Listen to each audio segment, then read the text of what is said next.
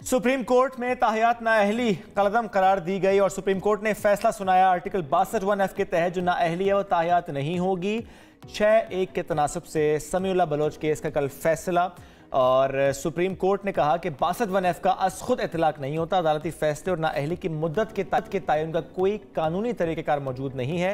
62(1)(f) को आइन से अलग नहीं पढ़ा जा सकता। अदालती डिक्लेरेशन के जरिए 62(1)(f) की तशरीह आइन को दोबारा लिखने के मुतरादिफ है। तो कल का दिन PMLN के लिए बहुत अहम था, चूंकि ज़ाहिर नवाज शरीफ साहब पर जो एक तलवार लटक रही थी नाअहली की इलेक्शन से पहले, वो तलवार हट गई है। इसे कह रहे हैं आपके एक क्लियर कट जो है ना चीज़ें हो गई हैं उनके लिए, क्लीन चिट मिल गई है, या कहना चाहिए कि फ़िज़ा उनके लिए बड़ी साजगार हो गई है। लेकिन जब हम बात आम इंतखाबात की कर रहे हैं सबीन, अब 1 माह बाकी है, लेकिन अगर हम देखें PMLN को तो हम देखते हैं कि मंशूर सामने नहीं आया, टिकटों की तकसीम पर हतमी फैसला नहीं हुआ, जलसे जुलूस हमें नज़र नहीं आ रहे।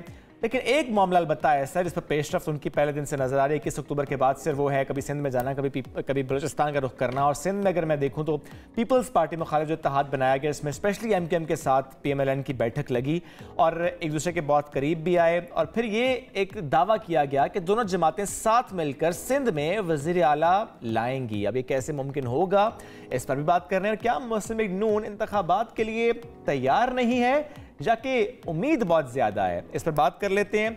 हमें PMLN के रहनुमा और इस वक्त सिंध को जिस तरह से वो देख रहे हैं PMLN के पर्सपेक्टिव से, सिंध के नून लीग के सिंध के सदर हैं बशीर मेमन साहब, साथ मौजूद हैं। सर बहुत शुक्रिया, आपने वक्त दिया। बशीर साहब, नून लीग का ना मंशूर सामने आया, ना जलसे जुलूस सामने आ रहे हैं, ना रैलियाँ निकाली जा रही हैं, ना इंतखाबी माहौल में वो गहमा गहमी नज़र आ रही है PMLN की तरफ से, ना टिकटों की तकसीम पर अभी वाज़ेह चीज़ें सामने आई हैं। क्या मामला है? क्या बिल्कुल उनको है कि बस इलेक्शंस होने हैं और जीत जाना है, वज़ीर आज़म बन जाना है, जाके कोई इब्हाम है इलेक्शन को लेकर? अस्सलाम वालेकुम बेटा, ये आपकी बड़ी मेहरबानी कि आपने मुझे अपने शो पे लिया और मुझे इस काबिल समझा। ये मेरे अल्लाह का मुझ पर करम है। मैं आपको एक अर्ज़ करूँ, आपके जो सवालात हैं, एक तो मैनिफेस्टो का, मैनिफेस्टो हमने बहुत रिसर्च करके, मैनिफेस्टो की हमारी कमेटी है उसने बनाया है और इंशाल्लाह वो कोई ऐसा मसला नहीं है हमारे लिए। हमारा मैनिफेस्टो तो पीछे नहीं था। हमारा मैनिफेस्टो है तरक्की, इकॉनमी की जो है वो ग्रोथ, जॉब क्रिएशन, IMF से जान छुटवाना, ये हमारा मैनिफेस्टो में शामिल है। लॉ एंड ऑर्डर, अमन अमान, इंडस्ट्रियलाइजेशन, तालीम, सेहत और ये सारी की सारी चीज़ें हमने तो पिछली कारकर्दगी में मियाँ नवाज शरीफ की क़यादत में उन्होंने और शहबाज शरीफ साहब ने पहली जब भी उनकी हुकूमत रही है, पाकिस्तान मुस्लिम लीग नवाज़ ने अपने मैनिफेस्टो एक तरह से हमें रिपीट करने की ज़रूरत है, जो कि हम रिपीट कर रहे हैं और उसमें कुछ चीज़ें जोड़ रहे हैं। अच्छा, मॉडर्न लाइंस पे उसको बना रहे हैं। शायद IT वगैरह भी कोई रोल हो उसमें। हम एक जमात है जो जमात पहचानी जाती है डेवलपमेंट के साथ, जो पहचानी जाती है इकॉनमी के बेहतरी के साथ। तो अब उसमें ये अबहाम जो खामखा में पैदा करने की कोशिश की जा रही है, ये मुझे नहीं समझ आती कि हमारा मैनिफेस्टो तो वही है, तरक्की। हमारे कायद ने जिस दिन पहले दिन आए थे 21 अक्टूबर को, उन्होंने जो तकरीर कर दी थी, आप ये समझ लें उसी की, ज़ाहिर है उसको एक्सप्लेन करना, उसको वर्ड्स में लाना, फिर उसकी प्रिंटिंग। बशीर साहब, वैसे उसमें भी कोई मंशूर की बात तो नजर नहीं आई थी और लोग यही बात कर रहे थे कि मंशूर तो कहीं दिखाई नहीं दे रहा, वापस आने का इस्तकबाल, जश्न वो तो जरूर था लेकिन नजर नहीं आ रहा था। अच्छा, ये भी आपकी तरफ से पता लग रहा है कि जो पुरानी चीजें वही है, कुछ भी नया तो ऐड किया नहीं जा रहा, पहले जो काम किया है वो काम आप लोग रिपीट करेंगे पाकिस्तान को। लेकिन वहीं पर देखा जाए तो अवाम का एतमाद कैसे बहाल करेंगे, लोग कैसे आप लोगों को वोट देंगे जब ना तो कोई नई चीज है, क्योंकि जो बातें आप कर रहे हैं वो तो बाकी जमातें भी कर रही हैं, तो आप क्या नया कर रहे हैं? लोग क्या नया देखें और आपको वोट देंगे? जलसे जुलूस करते वो तो आप लोग नजर नहीं आ रहे। कैंपेन तो मुस्लिम लीग नून ने अभी तक शुरू नहीं की, इसकी क्या वजह है? बेटा, आप बिल्कुल सही फरमा रही हैं। हमारा मंशूर तो पहले दिन से वही है जो मैंने आपको बताया, इकोनॉमी को बेहतरी, इकोनॉमी की बेहतरी जो कि बिल्कुल बीमार नहीं, आईसीयू में है, उसकी बेहतरी, डेवलपमेंट जो कि बिल्कुल नहीं हो रही, हाईवे का हाईवे गुम हो गया, मोटरवे उसको बहाल करना, और उसके बाद डेवलपमेंट, इकोनॉमी की बेहतरी, इंडस्ट्रियलाइजेशन। ठीक है, यानी बशीर साहब, यानी मंशूर के मामले पर आप कह रहे हैं कोई इबाहम नहीं है, तो फिर एक जुमला ले लीजिएगा कि एक मामला है जिस पे इबाहम है, वो एक नशिस्त है जिस पर इबाहम है। मैं चाह रहा हूं उस पर फिर कमेंट आपसे ले लेते हैं। NA 242 जो कि ज़रा आप सिंध को बड़े क्लोजली इस वक्त देख रहे हैं नून लीग के पर्सपेक्टिव से, आप सदर हैं नून लीग के सिंध में। NA 242 ये फैसला कब होगा कि शहबाज शरीफ या मुस्तफ़ा कमाल? बेटा ये फैसला मेरे ख्याल में हो चुका है, अभी 1-2 दिन में अनाउंसमेंट भी हो जाएगी। ये फैसला हो चुका है बेटा। अच्छा, जाहिर है हम एक पॉलिटिकल पार्टी है, हम एक पॉलिटिकल पार्टी है और सबको साथ लेकर के चलना चाहते हैं। किसकी मानी गई है? वो भी हमें साथ लेकर के चलना चाहते MQM की? और हम बेटा ये तो लीडरशिप ने फैसला करना है, हमारी बातें हो चुकी है हर एक से। अच्छा, आप यकीन करें, यानी बशीर साहब, जब यानी ये अब आप ये तो नहीं बता रहे मुझे कि शहबाज शरीफ साहब होंगे या मुस्तफा कमाल, लेकिन आप ये जरूर कह रहे हैं कि फैसला हो गया है। सो आइदर शहबाज शरीफ और मुस्तफा कमाल एक इस सीट को छोड़ देगा, ये फैसला हो गया है। बेटा मैं कोई इस तरह की बात नहीं करना चाहता जो कि मैं अपने कद से बड़ी बात कर जाऊं। मैं एक बात आपको कर रहा हूं, आप कह रहे हैं मुस्लिम लीग को, हम धूम धड़के में बिलीव नहीं करते, हम ढोल बजाने ढोल पताशे में बिलीव नहीं करते। नहीं, मैंने तो सादा सवाल किया है, कोई एक बैठ जाएगा, आप कहते हैं एक बैठ जाएगा। है हाँ, मेरे बेटा मेरी बात तो सुनिए। जी मैं कह रहा हूँ कि मेरा पूरा जवाब सुनेंगे तो आपको मुझे सवाल करने की शायद जरूरत ना महसूस हो। देखिए आपका मॉर्निंग शो है और कई लोग देखते हैं और पूरी फैमिलीज देखती है। मैं आपको एक अर्ज कर रहा हूँ कि इट इज़ नॉट दी ये फैसला हो चुका है बेटा, नंबर 1। नंबर टू मैं अपने कद से बड़ी बात नहीं करना चाहता हूँ। ये मेरी लीडरशिप खुद ही फैसला करेगी, खुद ही ऐलान करेगी। और इंशाल्लाह मैं आपको एक और बात बता दूँ कि जो हमने इत्तेहाद है हमारा सिंध की हद तक और या पंजाब की हद तक, वो इंशाल्लाह बिल्कुल आपको क्लियर वाज़े नज़र आएगा, सड़कों में भी नज़र आएगा। लेकिन हम अनफॉर्चुनेटली ना MQM, ना JUIF, ना GDA, सिंध की हद तक हम धूम धड़के वाले ढोल पताशे वाले है ही नहीं, हम नारों वाले है ही नहीं।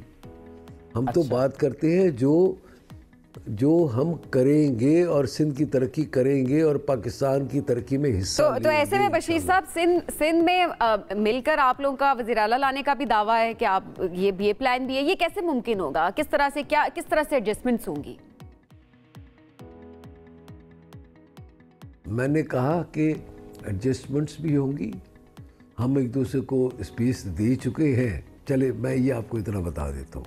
अच्छा। हम एक दूसरे को स्पेस भी दे चुके हैं, हम एक दूसरे को स्ट्रेंथ भी दे चुके हैं। ANP है बेटा, हमने एक दूसरे को स्पेस भी दी है, एक दूसरे को स्ट्रेंथ दी है।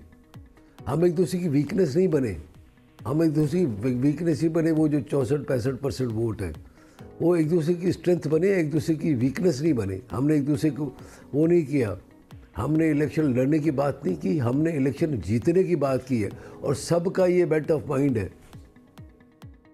बशीर साहब, लेकिन ANP की क्या स्ट्रेंथ है, MQM की वहां पे क्या स्ट्रेंथ है, या इवन PMLN की भी सिंध में क्या स्ट्रेंथ है?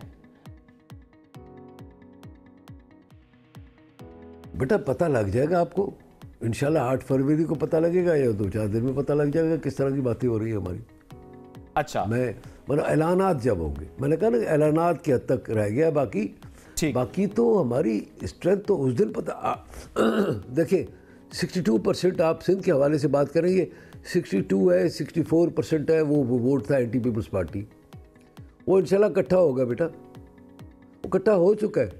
ठीक है। और उसका सिर्फ ऐलानात होना बाकी है। चले ठीक है, आप कह रहे हैं लीडरशिप ने फैसले काफ़ी कर लिए हैं, ऐलानात होना बाकी हैं, और ज़ाहिर आप इस पोजीशन में नहीं है शायद कि आप बता नहीं पा रहे कि वो ऐलानात क्या हैं। चलिए सिंध की बात करते हैं, कराची की बात करते हैं। कराची में क्या नया करेगी अगर नून लीग हुकूमत बना लेती है, तो वहाँ पर क्या नया काम होगा कराची के मसाइल हल करने के लिए? बेटा, कराची के मसाइल के हल के लिए मैं सबसे पहली बात बताऊँ कि कराची का मसला है पानी का। जो घरों में पानी आता है वो टैंकरों के थ्रू आता है। इंशाल्लाह वो एक लीडर साहब ने फरमाया था शहबाज शरीफ साहब को कि जी मेरे घर में पानी टैंकर से आता है। बहुत बड़ी पॉलिटिकल पार्टी के लीडर है वो, 15 साल से उनकी हुकूमत है। हम उनको ये बता देना चाहते हैं कि इंशाल्लाह आपके घर में टैप वाटर आएगा। बशीर साहब, जो काम आप लोग मिलकर भी नहीं कर सके, जो काम हुकूमत में पीपल्स पार्टी PMLN ये जमातें इकट्ठे होकर नहीं कर सकें, वफाक और सूबे में एक जैसी हुकूमतें होकर नहीं कर सके, वो काम अब कैसे होगा जबकि PMLN और Peoples Party at cross road हैं? अभी हमारे पास नवाज शरीफ का विजन है। अच्छा, शहबाज की स्पीड तो थी ही थी। जी हाँ बेटा, और मरियम नवाज की लीडरशिप क्वालिटी, कुर्बानी देने की जो उसके पास स्ट्रेंथ है वो हमारे पास मौजूद है। फिर हमारी जो दूसरी पॉलिटिकल पार्टीज़ के लीडर्स हैं, आपको उनका भी पता लग जाएगा कि वो कितने एक स्ट्रेंथ वाले लोग हैं। MQM, ठीक है, ये चीज़ें अब सामने आ जाएंगी जब कितना एक बर्दाश्त कर रहे हैं इस मरतबा। ठीक है सर, ये तो इलेक्शंस डिफाइन कर देंगे। नहीं बेटा, ये 2 या 3 दिन में बिल्कुल। अच्छा, इलेक्शन से पहले डिफाइन हो जाएगा होंगे और उसके बाद आपको देखेगा। जी हाँ, इंशाल्लाह। ठीक है, और अब इलेक्शन से पहले पीपल्स पार्टी की मैं जरूर करना चाहूंगा बशीर साहब आपसे। ये तो आपने कह दिया कि सिंध की अवाम पे भरोसा भी कर रहे हैं, और थोड़े दिन में जो ऐलानात होंगे उससे मालूम भी हो जाएगा कि आपका इत्तेहाद इस वक्त कितनी स्ट्रांग पोजीशन पर है। जब आप DGFI थे सर, तो उस वक्त बहुत से मामला सामने आए, स्पेशली अगर पीपल्स पार्टी के पर्सपेक्टिव से हम देखें, वह फालूदे वाले का अकाउंट, वो छाबड़ी वाले का अकाउंट, बहुत से अकाउंट में बहुत से पैसे निकल जाना, तो वो मामला ज़रा फिर दब गए।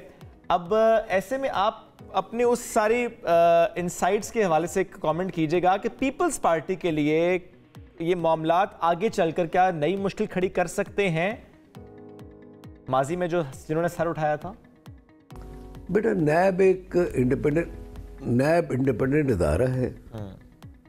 उसके जो चेयरमैन है, उनका अपना एक काम है, वो अपने हिसाब से काम करेंगे। ना मेरे बोलने पे काम करेंगे, ना मेरे गाइडेंस पे काम करेंगे। उनके पास बड़ी प्रोफेशनल टीम है। अब अगर मेरा ज़ाती कमेंट लेना चाहते हैं तो उनके पास बहुत प्रोफेशनल टीम है। उनके इन्वेस्टिगेटर्स बेहतरीन हैं। चूंकि वो केसेस आपके दौर में बने थे ना, इट्स नॉट जस्ट नैब, इसमें ज़ाहिर है बहुत से इदारों के मिलकर इसमें चीज़ें सामने आती हैं। तो उन केसेस में सब्सटेंस कितना था? क्योंकि ज़ाहिर है बाद में उससे बात होना बंद हो गई। बेटा, सब्सटेंस इतना था कि 23 अरब रुपया पाकिस्तान के कौमी ख़जाने में जमा हुआ था नैब में, VR की सूरत में, जो फेक अकाउंट केस का था। 23 अरब, मैं 23 बिलियन की बात करूं, B फॉर बिलियन, BILLION, अगर मैं स्पेल सही कर रहा हूँ। जी बिल्कुल सही। 23 अरब रुपया लोगों ने जमा करवाया था, और अभी तो इंक्वायरियाँ शुरू ही नहीं हुई थी। अच्छा, तो अब इंशाल्लाह ये जनरल साहब हैं, और जाहिर है उनके पास प्रोफेशनली कॉम्पिटेंट टीम है, इन्वेस्टिगेटर्स बेहतरीन है, तो वो ज़रा इन्वेस्टिगेशन होगी। लेकिन वो जो मैं सवाल करना चाह रहा हूँ, ज़रा आपके पास उस वक्त बहुत सी फाइलें आई होंगी, बहुत से मामला देखे होंगे आपने, बहुत सी शख्सियात जिनकी बहुत सी सियासी वाबस्तगियाँ थी वो देखी होंगी। तो बस एक छोटा सा कमेंट, हमारे सियासतदान, हमारी सियासी जमातें, करप्शन किस हद तक है इनके अंदर? बेटा, मैं अब इस तरह की कोई बात करूं जो कि अभी सब जुडिस है मैटर कोर्ट में, तो मुनासिब नहीं। ठीक है बशीर साहब, बहुत शुक्रिया, बहुत शुक्रिया, साथ मौजूद थे। ज़ाहिर है चीज़ें आगे बढ़ेंगी तो फिर मामला क्लियर होगा कि कौन कितने पानी में है, वो चाहे फिर करप्शन की बात हो, वो चाहे इंतखाबात का माहौल है।